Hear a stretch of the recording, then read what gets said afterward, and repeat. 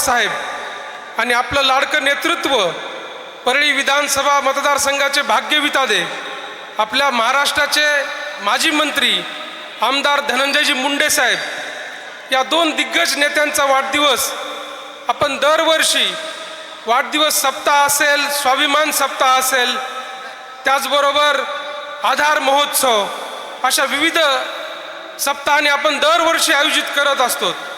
आणि यावर्षीसुद्धा आपण या दोन दिग्गज नेत्यांचा वाढदिवस सामाजिक आणि लोकोपयोगी असे उपक्रम घेऊन सेवा संकल्प सप्ताह असा आजपासून कार्यक्रम आपण सुरुवात केलेली आहे. कार्यक्रमाचं उद्घाटन पण मान्यवरांच्या उपस्थितीत झालेलं आहे.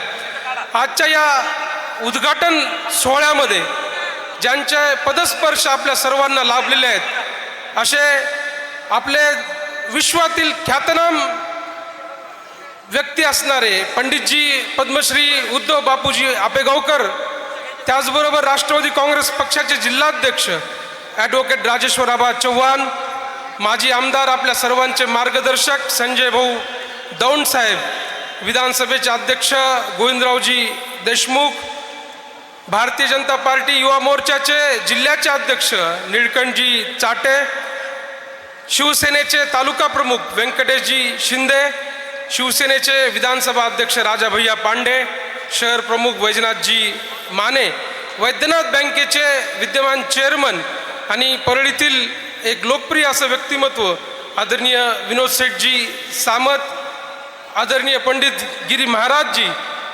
आपल्या राष्ट्रवादी काँग्रेस पक्षाचे प्रदेशाचे उपाध्यक्ष तुळशीरामजी पवार, मंचावर सर्वच मान्यवर, मी सर्वांची दिलगिरी व्यक्त करतो. आपले राष्ट्रवादी काँग्रेस पक्षाचे, भाजपचे, शिवसेनेचे आपले सर्वच सहकारी, आपल्या माता भगिनी, उपस्थित सर्व बांधवांनो आणि माता भगिनींनो, या वर्षीच्या सेवा संकल्प सोहळ्यामध्ये आपण संजय गांधी निराधार योजनेचे KYC आणि आधार सीडिंग कॅम्प 8 दिवस घेत आहोत. ऑनलाईन रेशन कार्डचे कॅम्प आपण 8 दिवस घेत आहोत. आधार कार्ड दाखवा आणि एक वृक्ष भेट घेऊन जा. त्याचबरोबर विद्यार्थ्यांना सर्व प्रमाणपत्र आपण एकाच छताखाली मोफत देत आहोत. मधुमेह आणि रक्तदाब ते पण तपासणी आपण 8 दिवस करणार आहोत. असे नानाविध उपक्रम आपण या सेवा संकल्प सप्ताहात करत आहोत.